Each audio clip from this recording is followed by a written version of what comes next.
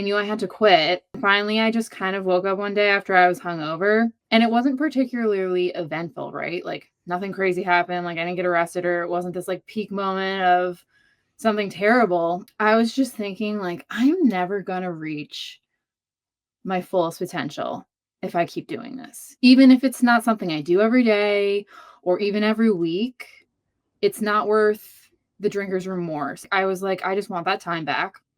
And I don't think I'll ever get to my highest potential having this drag me down.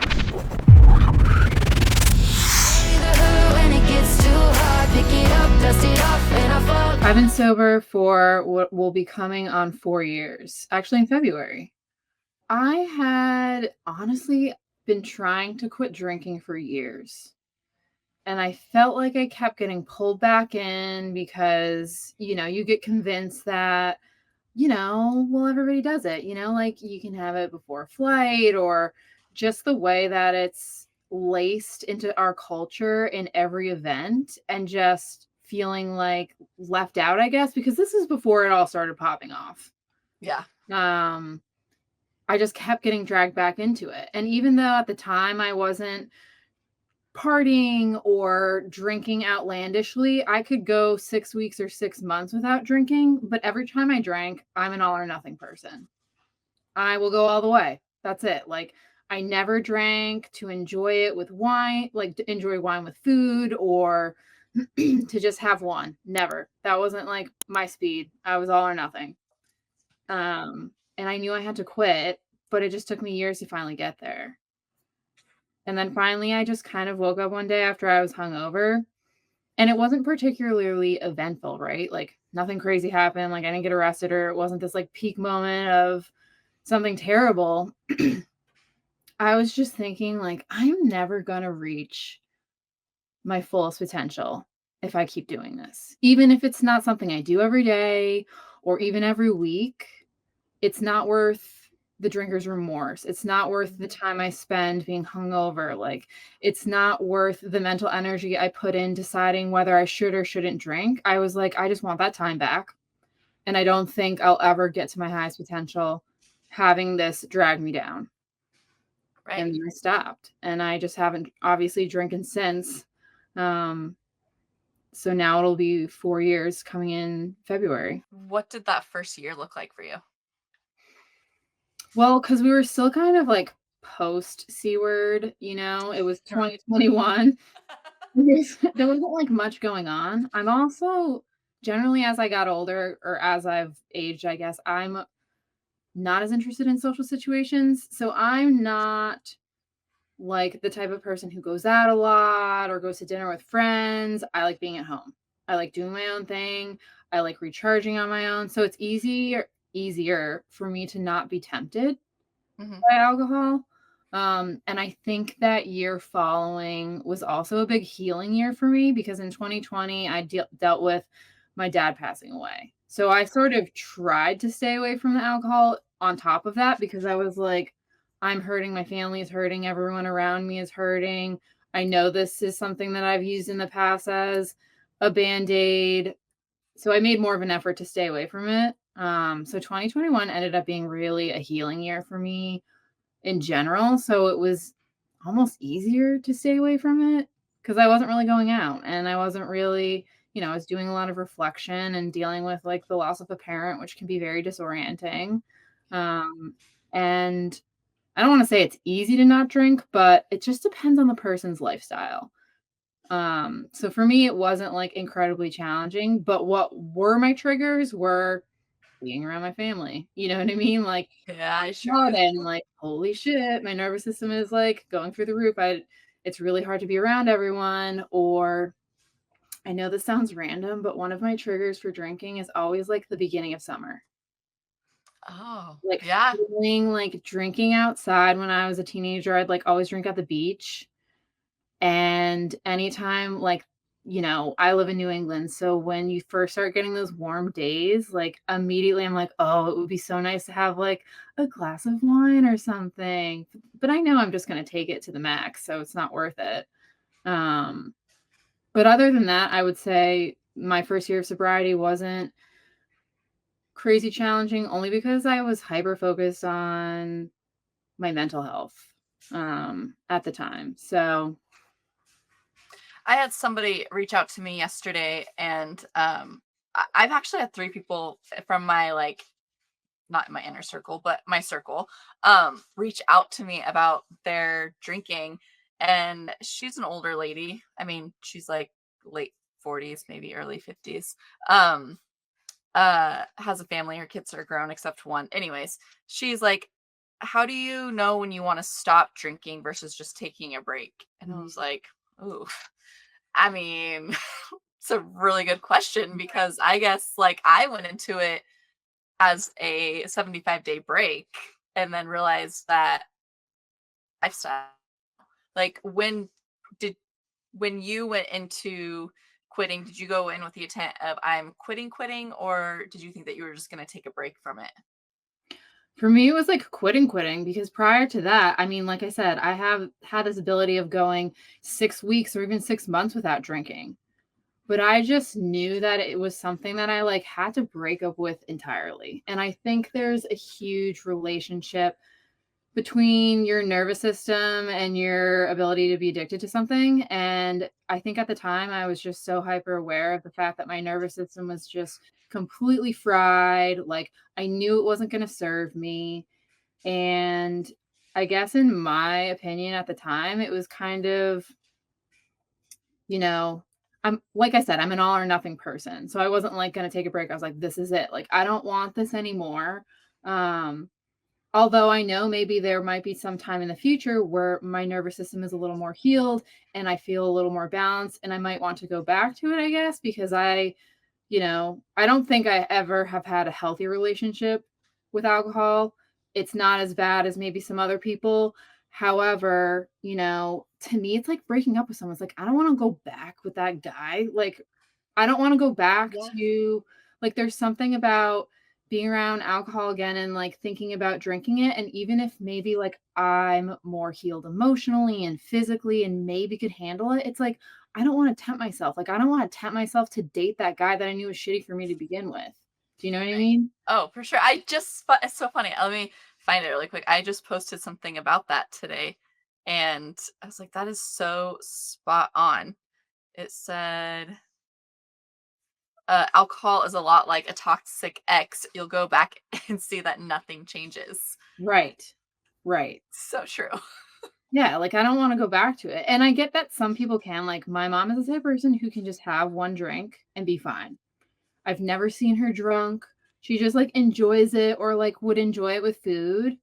And I'm just, like, not that person, and I know there's a lot of in-betweeners who, like, might wanna take breaks, and it's not necessarily they don't necessarily feel like they need to quit for the rest of their lives. I think I'm just like I said, I'm an all or nothing person, and Mhm. I know it didn't serve me, and I'm just like, I'm way better without it, and it just doesn't make sense to me to start it again, even if it's, like, some really beautiful herbal infused, healthier medicinal, like, liqueur, which is what they were supposed to be, which, as my background with clinical herbalism, before we were drinking, like, just vodka and gin the way that it is now, it was really infused with botanicals and supposed to have medicinal properties. Like, a gin and tonic, like, tonic has quinine in it, which is gonna help you with malaria.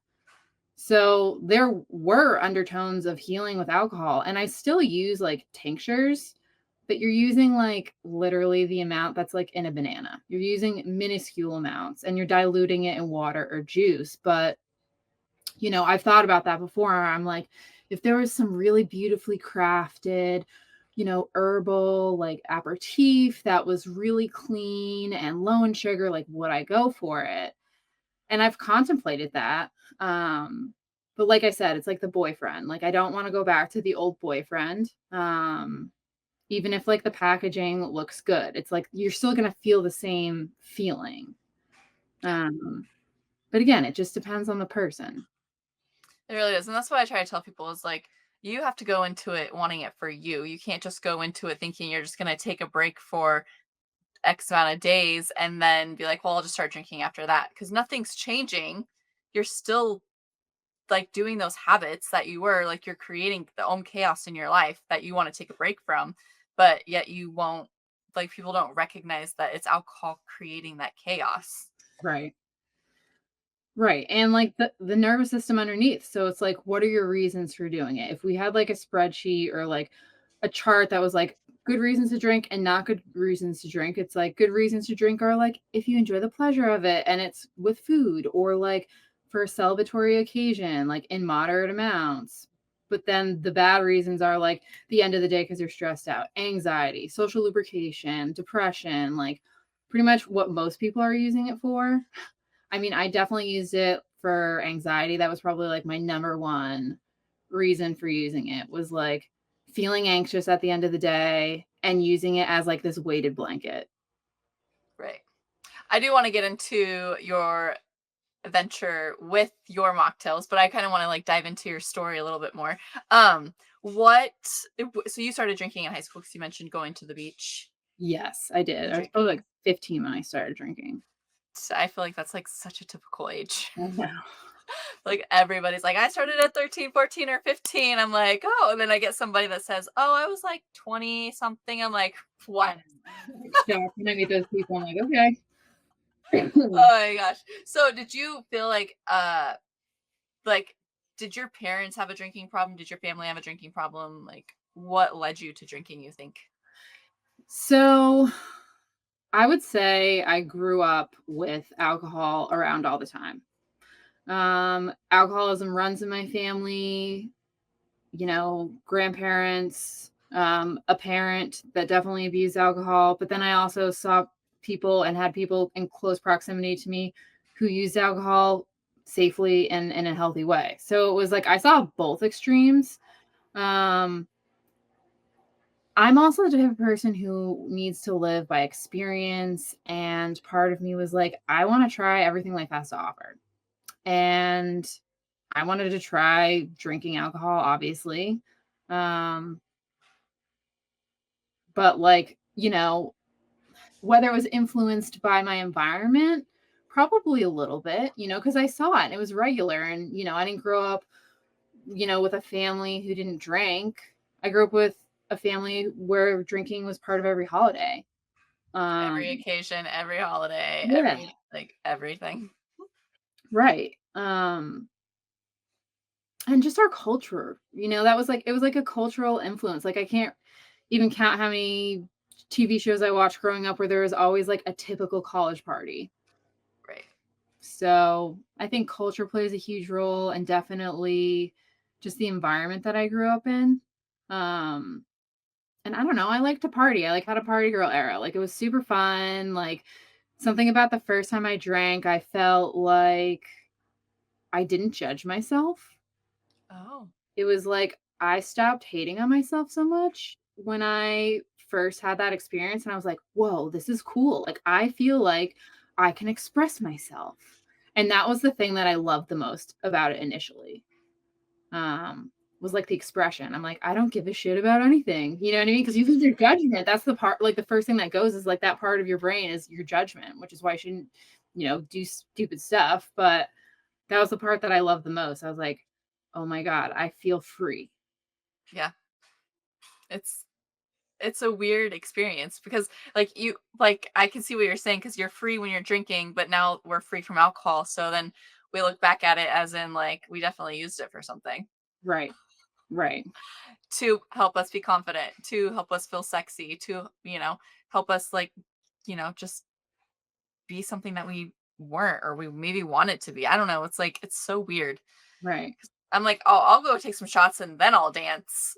Like right, you won't see me going out there and dancing now. I mean, I've never been that person to go dancing, but like when I drank, I had the confidence. right. I know. I did a whole post. It was like herbs to help you dance when you're not drinking, because there's different herbs to help like social lubricate you without it. Because that's like one of the things too. Because it's self expression. Yeah. You know what I mean? You don't want to like look like a fool. Um, but yeah, that's definitely like I think one of the number one things people like you notice at a wedding, like now that I go to weddings when I'm not drinking and I'm like, everybody's kind of stiff and weird in the beginning. And then, you see everybody getting on the dance floor and like taking their ties off or whatever. And just like, it's hilarious to watch the transition of like what alcohol does.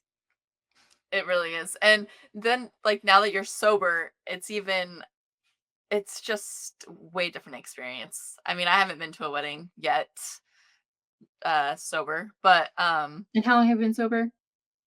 a year and a half. Okay.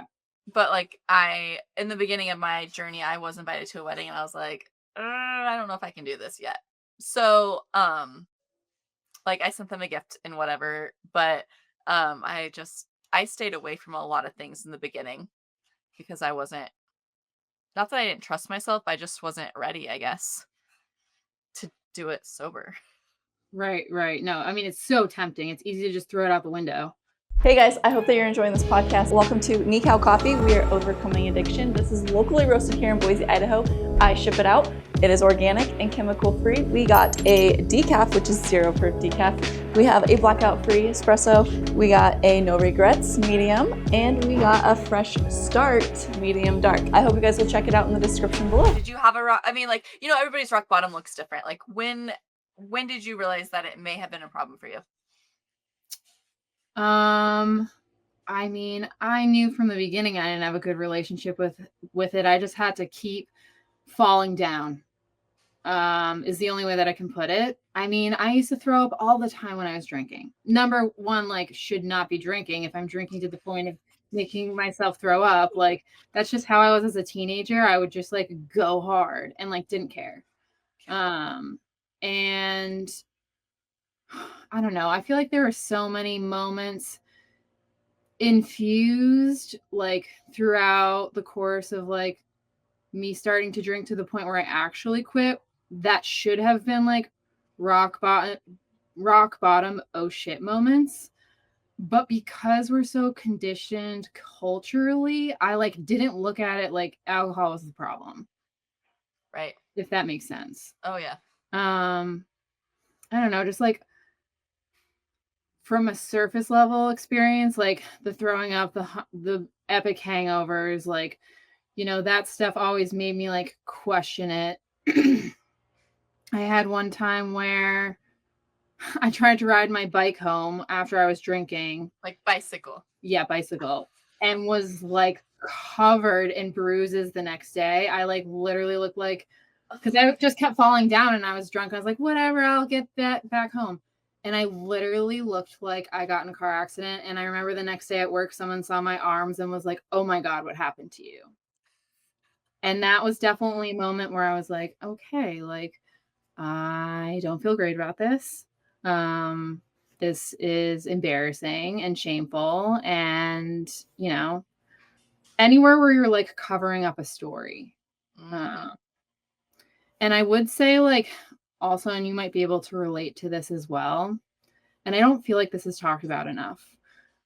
But while we were experiencing this culture of drinking and it being socially acceptable to go to the nth degree and whatever, this was also during the time where I feel like sexual harassment and all that sort of thing was just happening, and it wasn't, it's fine. And that like, unless a guy is going to pin you in a back alley, like with a knife and like force you to do something, that it's not real.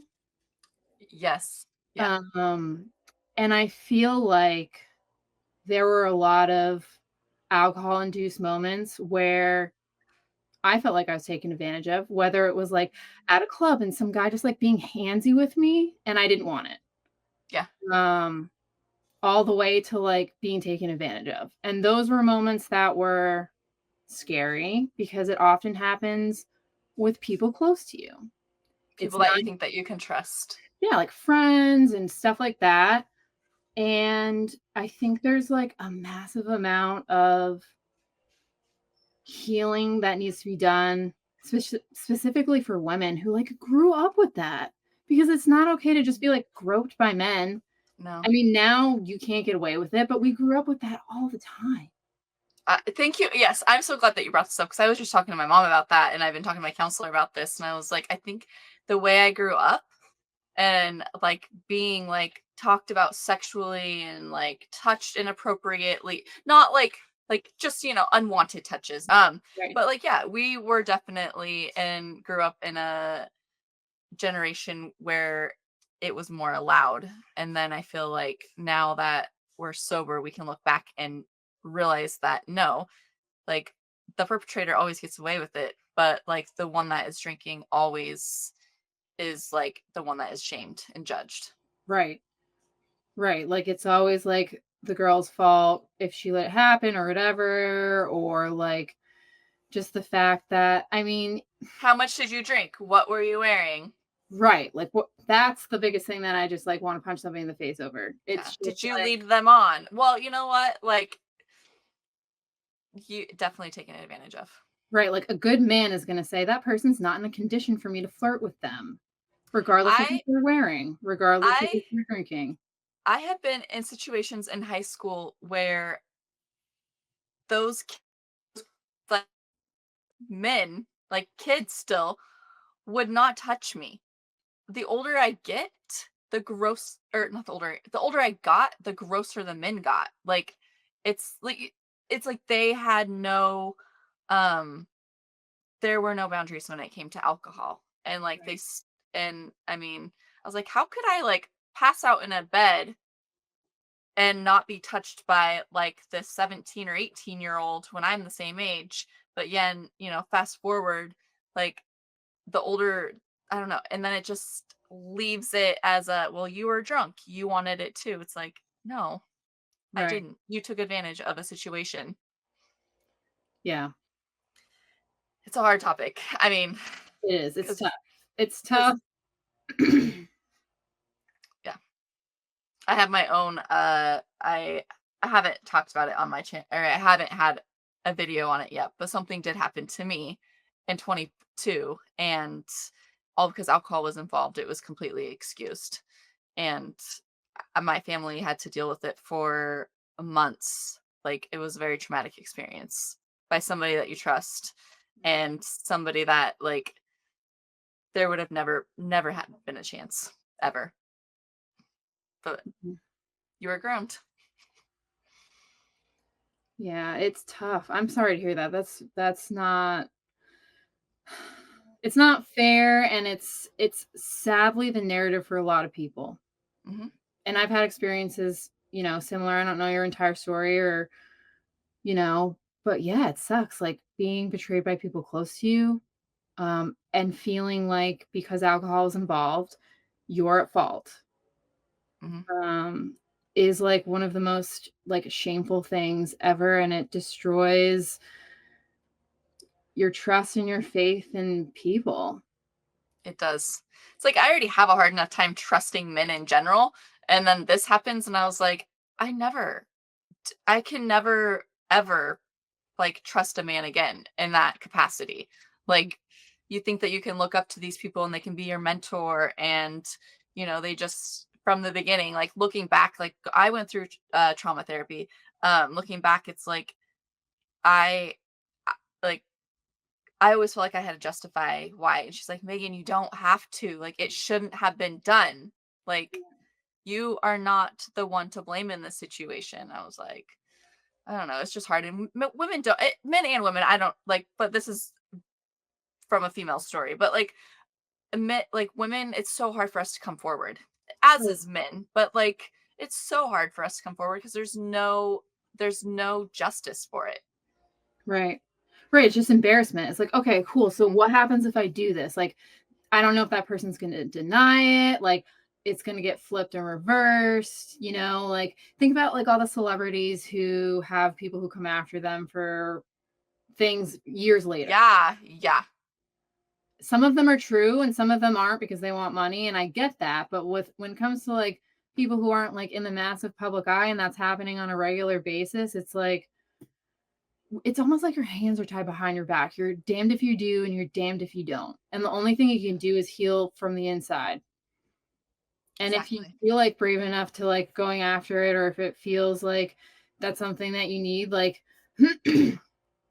then that's awesome to do. And it takes a ton of courage and like definitely a support team to like back you up and just that's not easy. That's not easy. It's hard, but the people that do it, it's paving the way for other people to like come forward and stand up for their shit, because not for nothing. I just remember somebody talking about this phrase, but I feel like this is the mantra of what I learned growing up. It was like something about creepy men. It was like, I think it was maybe some rhyme somebody was saying to their kids, saying, don't let like creepy men, like don't let them get away with something or whatever. Like I just remember creepy men all the time. And it was Yeah. almost like you feel them touching you with their eyes. It's not even, Yeah. yeah, it's like, you don't have to touch me. Just like stop looking at me. Also, I'm like young. So, ew. Oh, I get it. Yeah. I feel like we could totally have a whole other conversation about this. I know. I feel like I'm digressing away from the wheel, but like it's all related. And I feel like It is. it's all related and it's all like unhealed. And I feel like it's a huge part of our generation and women who grew up with that. And, I talk about this a lot on my page, but the mocktail movement, because that's like where I'm focused right now, is more like mocktails and that side rather than just strictly sobriety. But it's all about the shine. It's like shiny object syndrome. Oh my gosh, my husband always says that to me. Oh, there's some shiny things. Of course you gravitate towards it. But that's how it is. It's like, okay, cool. We have these like, and I'm guilty of falling for it too, Like, I mean, I have my own mocktail products, but like you you're distracted by like the pretty bottle or what it does for you, but at the end of the Yeah. day it's like, but where's the deep healing happening? Because the mocktail's not going to take away like the trauma of like being taken advantage of under the influence of alcohol. Yeah. I think like getting sober, part of getting sober and healing is you definitely have to like seek therapy, Hmm. especially. And I just had a podcast with somebody the other day, and like it doesn't matter what trauma, like the way we react is from past traumas. Like, Mhm. he was told that he has anger issues, but then the underlying issue was traumatic experiences from being a kid. And it's like all of us in some way, shape, or form. If you haven't, then gosh, like please like get in front of the world and teach us how like I don't know. like like a lot of us have traumatic experiences from like birth, and Yeah. you have to heal and you have to do the work to heal, and those of us that just continue to drink to hide it, like you're never going to heal if you just keep like sucking on a bottle. Right. Right. Yeah, it's never, it's a, I don't know, like a weighted blanket. Like it's just bearing it down. But even sometimes I feel like in sobriety, when people get out on the other side, they find another addiction, Yeah. whether that's sugar or working out or working, that like it needs to be like a full introspective, like deep dive, because Yeah. otherwise you'll find other outlets to like do it. But I feel like you're giving up alcohol for a better like Right. solution, and then you're eventually going to feel better. Like in the beginning I really relied on like those seltzer waters, and now I'm like, I could take it or leave it. But I still like having mocktails, and I just I've been trying to figure out a way to get, I haven't worked hard enough at it, find a way to get a group of women in my area to, create our own like mocktail brunches and get-togethers. But it's like I just have to do it. But like then I see you and I'm like, oh wow, she has so many cool mocktails. And I mean, so it's a thing, like going out and having mocktails, and like it just helps, I think, with that, I don't know, with that urge. Like sometimes you Right. just need something different and pretty and fancy and shiny. No, you do. I'm I'm all about that. I love like a pretty elegant drink, like anytime it's in a pretty glass or it has cool ice cubes or whatever, like there's like a little dopamine hit there. Like I love that. It's so much fun and it helps you feel like you're participating or you're like celebrating. It And does. they've come a long way, honestly. Like they've come a long way in like restaurants and bars from like where they started. It's not just ginger beer and more simple syrup and like 10,000 grams of sugar. Right. Like I see these menus where it's like ginger beer and like whatever house-made simple syrup and like Sprite or something. And I know like just from reading labels, I'm like, ginger beer has like 50 grams of sugar alone, and then you're adding like a sugar syrup on it and then mixing it with more stuff. I'm like, ah, Yeah, it's a piece of cake. I did that for Thanksgiving. I drank so much ginger beer with cranberry juice, given it was like natural sugar. And then I was like, oh, I felt so puffy the next day. I was like, there's so much sugar in ginger beer. Like, what the heck? I know, you wouldn't think there would be, but it helps to cut like the spiciness of it. Yeah, I like the spicy though. I know. That's one of the best things to mimic alcohol. So like if you're gonna make a mocktail, one of the things I recommend are either ginger beer, apple cider vinegar, or some sort of pepper, because that's going to give you that like warming feeling that you want when you drink. Or kava, but kava more like numbs your mouth and your throat. Oh, I've never Um, had kava. you've never had kava? We have a kava bar here, but I have not been yet. God, okay, you have to go. It's basically the plant name is Piper methystica, meaning mystical pepper. And so it's native to Hawaii and it's used in ceremony for like religious purposes, but also they used it to like help diffuse situations with people and communities because it helps to like relax you. And also just like as a non-alcoholic social tonic. So it's also been used as actually a natural painkiller, but without addictive properties. So it's strong. Like if you have kava juice or kava root like prepared from the kava bar, you'll definitely feel it. It has a little bit of reverse tolerance, meaning you don't need more to feel more. You usually need a little more in the beginning and then you need less as time goes on. And it's non-addictive, but basically it helps you like relax your shoulders down your back. It's like sitting down into a really comfy couch. And so like on the spectrum of feeling, because I like to like give people an idea based on different herbs or things, it's not as strong as taking like a THC gummy, but it's not as weak as like a cup of chamomile tea. Okay. It's somewhere in between. You definitely feel it. I put it in my products too, but like the thing that I found the problem at kava bars is it's very bitter and very strong, like tasting kind of like matcha. You know how matcha kind of tastes like dirt? It kind of tastes like kind of tastes like dirt. So you have to either like mix it with a lot of sugar or depending on how you prepare or the extraction method, it can be like challenging to drink. So give it a try at the kava bar though. I Um, will. you're gonna be like, whoa. It's on my bucket list. I just need to find somebody to go with me because I mean I don't like to do things necessarily alone. But so how did you become a clinical? You're an herbalist and Yeah. an astrologer? Yes. So I actually got my start in the natural products world. I went to school for marketing. I used to work for a couple different companies in the wellness space, from like tea companies to natural care products to superfoods. Um, I pretty much was like really not happy with the 9 to 5 desk situation. And so when I was working one of those jobs, there was an herbalist who was formulating some of the products in the basement. And I was like, yo, this is so cool. I need to figure out how to do this. So I left my desk job and I actually did a bunch of research. I'm a big traveler and I found out that there was this program called a working holiday visa where you could go live and work in another country, like a list of 3 or 4 countries for up to a year without having like any prearrangements. So I really wanted to go to Australia. And I basically left my desk job and I moved out to Australia in like my early 20s. Um, and I worked for a tea company out there and I started to explore like some natural healing. I knew like naturopaths were a thing out there and acupuncturists were all covered by health insurance and they had a centralized healthcare system. So I was like very interested in seeing how healthcare worked in other countries as well.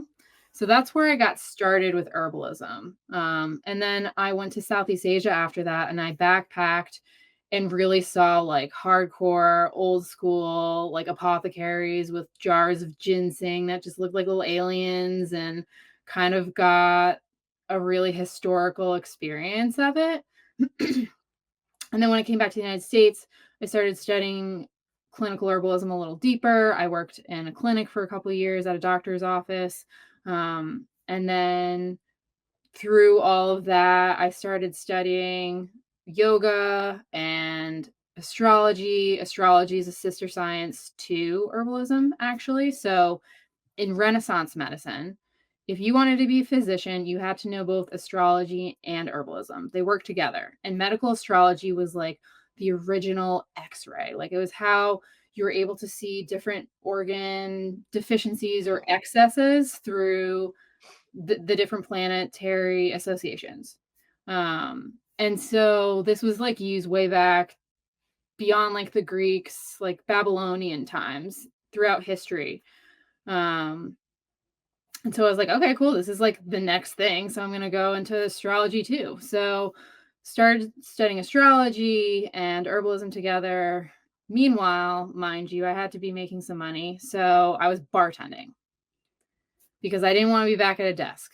And I kind of started just like playing behind the bar and infusing a ton of herbs behind the bar. And I started creating like these menus and bar programs that were all herbal based.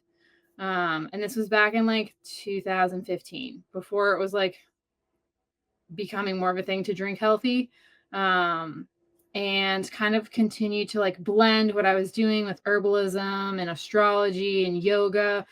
And I did a lot of teaching and workshops and stuff like that. But it wasn't until 2020 that I like stopped really doing alcohol and started leaning more into mocktails. And I was teaching online corporate, like mocktail making classes using herbs. So like healthy alternatives. And I did do some cocktail classes as well. But that's kind of like how I got started with all of it. And since then, herbalism for me now is really about education. I'm not working in a clinic, but I love teaching people about it and how to use it every day. I obviously do formulations because I have my own products and, teach people about that. And it just like goes hand in hand with alcohol as well. Like I said, the origin stories behind like some of your favorite drinks are like medicinally sourced, like quinine in tonic being something that was used as an anti-malarial. Or if you look throughout history, like, okay, we have ouzo in Greece, and ouzo is like anise forward flavor. Anise is great for digestion. We look at wormwood, that's an absinthe. We look at like lemon peel and limoncello. Like there were purposeful medicinal intentions behind drinking at one point. And that was the angle that I took while I was in bartending and playing with alcohol. And now I just kind of don't play with alcohol anymore. But there's a lot of connections. It's all connected. I do teach online mocktail making classes, just like teaching people about herbalism and making non-alcoholic drinks. I also do a lot of corporate work, like I said, either doing virtually or in person, mocktail workshops, mocktail classes that are also infused with herbs. And then I teach a lot of in-person public classes, like I'm doing an astrology and herbal aphrodisiac class for people for Valentine's Day.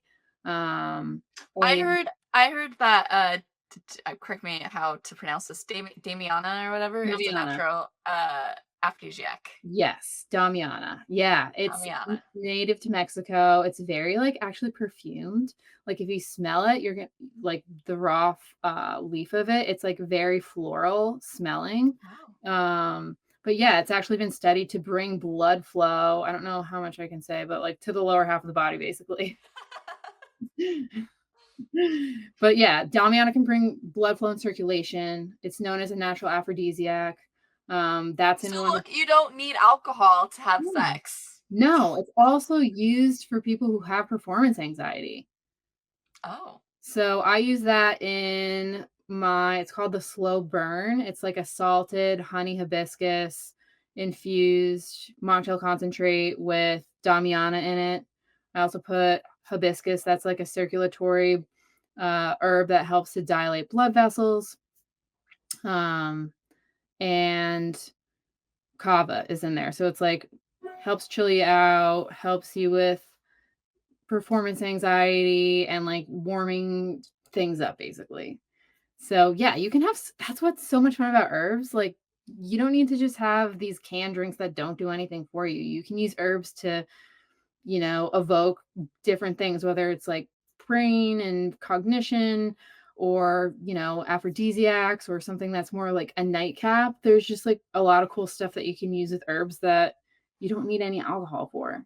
Yeah, I always tell people, I'm like, I'm not a doctor, but I've heard about this and this and this. But now they can come find you and like actually get the lowdown on these things. Because I've been researching supplements since I quit drinking. I started L-theanine from my NP psych. He told me to use that as like kind of a relaxer at night instead of turning to alcohol, which I'm gonna give that credit to being able to wean off alcohol a lot easier because I started using that instead of that extra glass of wine.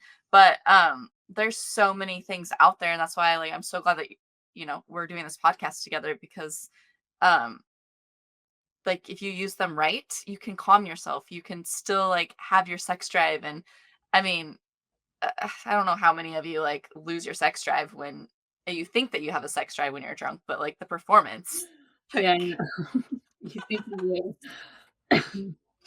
No, this is like honestly, Damiana is probably one of the herbs that I've used. Like when I first started making products, I would like test all my friends on it, right? So I would give everyone that. And that one by far was the one I have had the most, oh my God, responses to.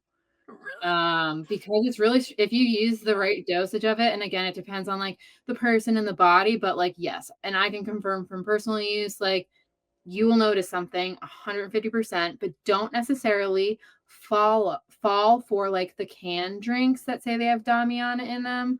And that's something that like I think is really important for anybody interested in mocktails and non-alcoholic products is from my lens as somebody who has a marketing background and is a clinical herbalist and watching all of this unfold, you're going to see a lot of buzzwords like adaptogen.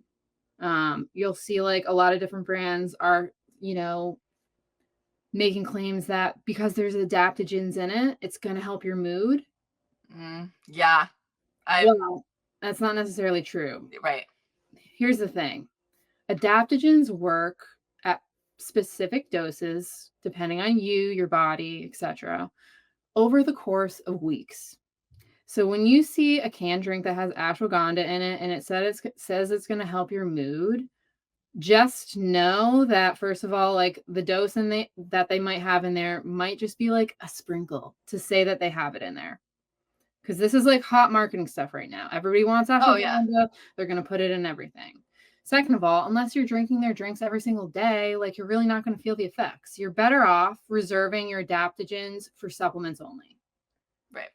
Now, there's a bottle of lion's mane that I have, and it says on that like it's supposed to help with cognitive and these other things, but it says used consistently. Like yeah. anything, if you use it consistently, and also maybe you can help me explain this. I just learned that like GABA and I can't pronounce them probably like you, like radiola. There's a few of them that actually like if you're already on an antidepressant, like you shouldn't take. I mean, because that can make your symptoms even worse. Right. So I can't give any health advice or make any health claims because I'm not a doctor. However, I will say from my personal experience and from what I have observed and what I know and research that I've studied, if you're on any of those types of things, whether they're for anxiety or depression, there are certain herbs that can either like increase that or like decrease it. So for example, if you're on like an antidepressive medication and you're taking herbs that are going to like make you feel really relaxed, you might get too relaxed. Now, with that being said, that might be contraindicated in the sense that like you don't want to drive or like you don't want to get your heart rate too low, depending on like how heavily medicated you are. Again, like that's where it's smart to look at the back of a can or like know what dose you're taking of something. Also, if you're like drinking and on those things, like drinking alcohol and you're on those drugs, Honestly, being on, like, taking a mocktail, even if there's herbs in it, in my opinion, again, this isn't medical advice, is like a drop in the bucket compared to drinking it like a martini when you're on those drugs. So if you're drinking martinis on those drugs and you're worried about herbs, you're missing the point.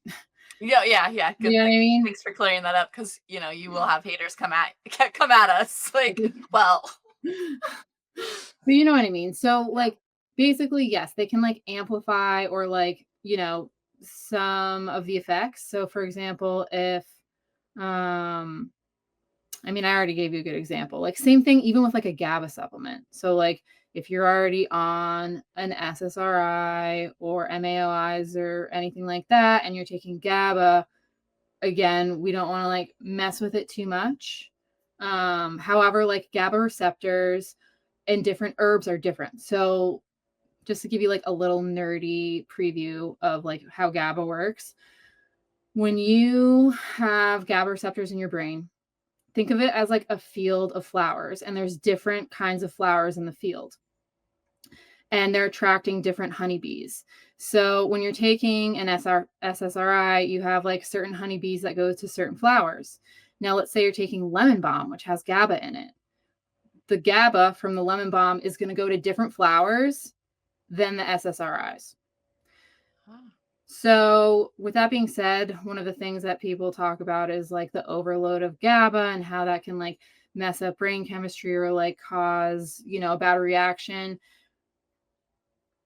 I don't know how much I can say on here. Yes. you're fine. No, I mean, like everybody, they know that we're not doctors, and Okay, I'm like, not a doctor. Okay. So basically what I'm trying to say is like lemon balm and passion flower both have GABA in them, and they have been highly studied for their ability to help wean people off of things like SSRIs because they interact with different receptors.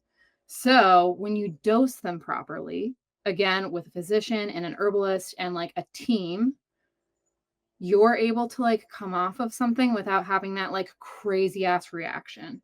So like a lot of people try and taper off something that they've been on for years and years and years. And they're like, I can't get off of it. I'm like, well, have you tried things like passion flower or lemon balm? Because you're looking at a brain that's been artificially fed GABA and all the receptors in your brain for however many years. You need something to help you come off of it. And even if you're tapering off of it slowly, like you need the extra help.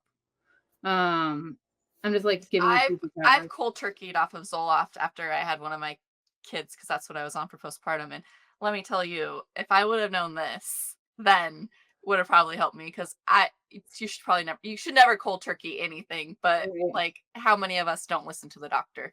But it was scary. It was like I was so dizzy. I was like, oh my gosh, something is wrong with me. I got through it, but like, I did not know this piece. Yeah, yeah, so that's, like, a huge thing to help, like, I've also had periods of time where I was on an SSRI, and I also, like, was like, "I'm not listening to this person, like, whatever." And I did try and use, my own methodology, but there was definitely a period of time when you first come off of those where you're, like, scared because it makes you, like, wanna jump off of a bridge, like, your brain chemistry goes haywire when you first come off of them. And that's the scary part. It's like they make you feel like you're addicted to it. Like you have to you can't get off of it because like it's life is so horrible without it. But we're not like using a holistic approach to come off of it. You know what I mean? Like which like I said is incorporating things like herbs or even supplements to help like balance out that brain chemistry to help it heal instead of like, you know, taking it away. Supplements are there, and I learned like I learned this saying like back when I was first formed Legionnaire. Like the supplements are there to supplement you, not a cure all. Just like diet pills, like they're not there to like get you skinny. They're to supplement your journey. Just like these supplements that we're talking about, they're here to help supplement like our issues, not a cure all. Right. Right, and people do the same thing with herbs. They're, like, dependent on them, and I, like, have gone through periods of time where, like, I get shiny object syndrome too, and I'm like, "Ooh, look at that, like, new fancy, like, electrolyte, something that's gonna make my skin glow and whatever," or, like, you know what I mean? Like, and it's, like, $10,000 million and I shouldn't be spending money on it, but, um, I get sucked into that too, and I've gone through periods where I'm just like, "I'm done." Like, right now, I'm actually in one of those phases where I am not taking any supplements, but I'm, like, getting hardcore into using herbal powders or herbs as food, because to me, that makes more sense, and I just, like, get overwhelmed. Like, unless I've done a bunch of blood work and it's like, "Yeah, you really need magnesium," or whatever, I'm like, I really just like want it naturally. Like, I want it to be like part of my life, like in food, and cook things and enjoy them and not be in a rush running around like an idiot with my head cut off,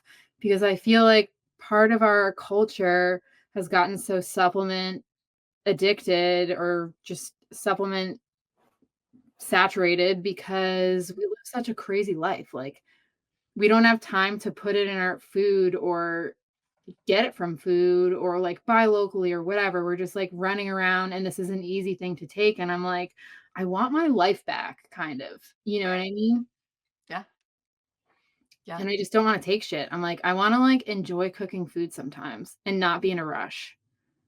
And I know that's easier said than done because, we live where we live and it's expensive to be alive right now and we kind of have to hustle. But, but yeah, herbs I is, mean, I don't know what you think is expensive, but $30 for 5 dozen eggs is pretty expensive. oh my God. I mean, obviously, we should not be drinking alcohol on any of these anxiety or antidepressants either, because that's definitely not going to help you at all. Yeah. I mean, if you're trying to make like your own at home, so like I tell people to stick with like the herbs that are kid friendly. Yeah. Those are going to be pretty approachable. Think like chamomile, lemon balm. Those are all herbs that are going to help relax you. Having like a cup of that isn't going to like put you overboard. Yeah. Like if you're on those things, obviously consult your doctor first.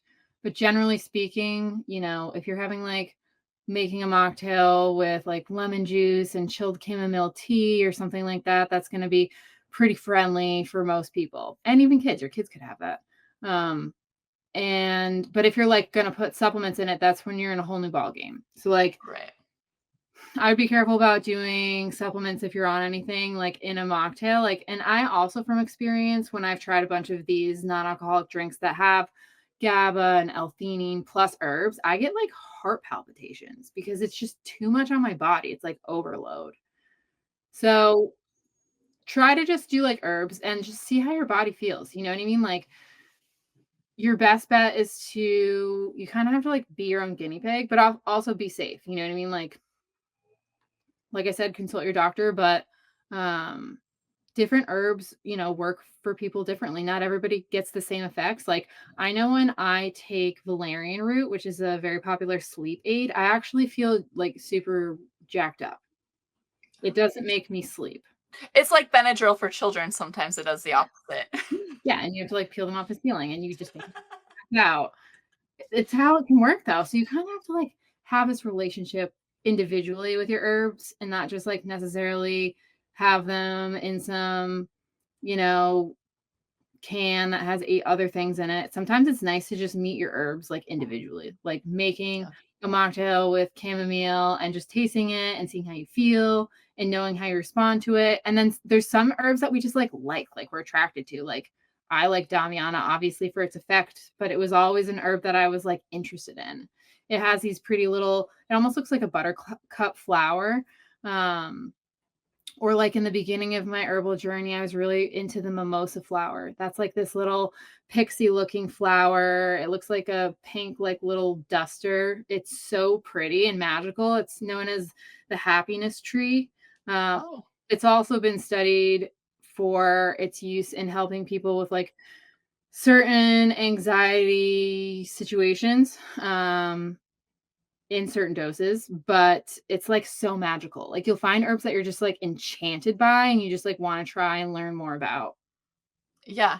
I love this. I remember when I first started talking to you, you were like, I really want to like explain the neurotropics and adaptogens and like, you know, like teach people like what, they are and like, how to use them because like I think we all just look at these like mocktail cans and we're like, "Ooh, it has like all this in it. It's going to be good for me." But you know, sometimes it's too much, or like you said, the heart palpitations. I mean, I've definitely noticed that with some of them that I Mm. drink too, but I mean, I noticed that while drinking too, but I mean, Right.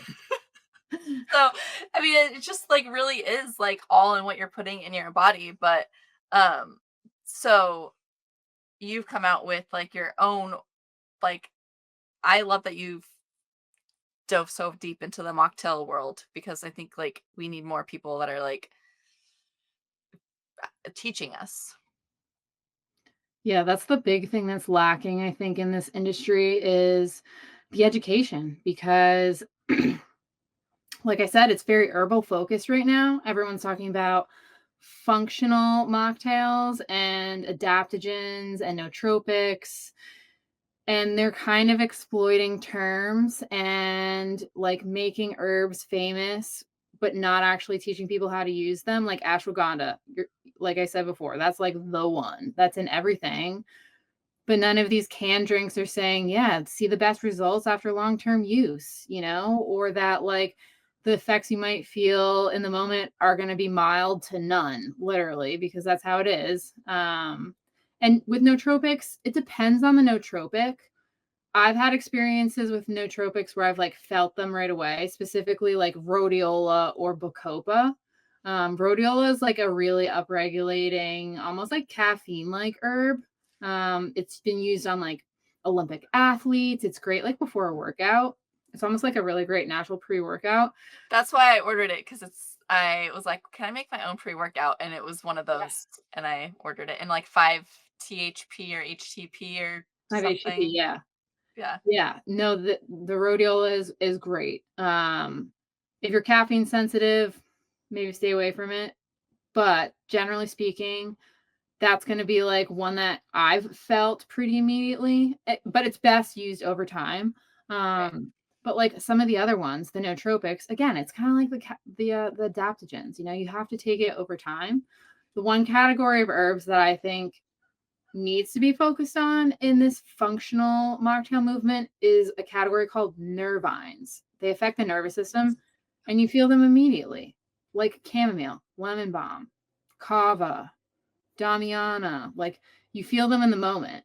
But for some reason, we're all tripped up on adaptogens, and like all herbalists know this right now. We're all just like, okay, guys, whatever. Like adaptogens, sure. Like they're gonna figure it out at some point. So I'm sort of a little bit of the whistleblower because I'm just like sick of seeing that shit. And like I'm tired of people being manipulated by fancy marketing. And I'm like, no, like I can literally teach you how to make this for like pennies, and or like even the products that I make sure they're just like super clean and I'm not putting a bunch of crap in them. And that was like part of my mission was like people need something that they're gonna actually feel and that doesn't have a ton of sugar and that works. Like,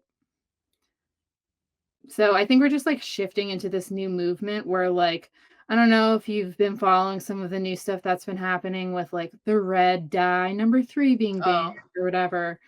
And the whole like Kellogg situation where they were banning Kellogg or trying to like raise awareness about Kellogg's using like all artificial colors and flavors in the United States, like Fruit Loops versus the Fruit Loops in like the UK or I think even Canada that they has like natural food dyes, and how we're just like in the United States, we're just like the guinea pigs or like the lab rats, and we just get like the chemical shit, and we're like wondering why everyone's sick. yeah, I actually had a podcast with somebody the other day, and I mentioned how spicy Cheetos are banned in other countries but ours. Right. And I didn't dive into it, but he was like, well, they just label it differently in other countries, so they're still eating what we're eating, but just labeled differently. I didn't look into that. I was just like, I've heard that other countries definitely have healthier food than Yeah. the US. Yeah. They ban a lot of stuff that we use. Yeah, Um, it's crazy. I know it is. Oh man. So we can find you at T for Tori. Or Yep. My Instagram is T for Tori. So TEAFORTORIE.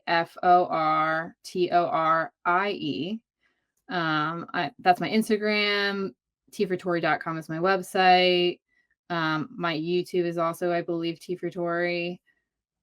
Everything I have on social is T for Tori. I think I'm on TikTok too. So It's yeah, nice when you can have a handle that goes across the board. right. I'm like, okay, perfect. T for Tori, all the platforms, we're good to go.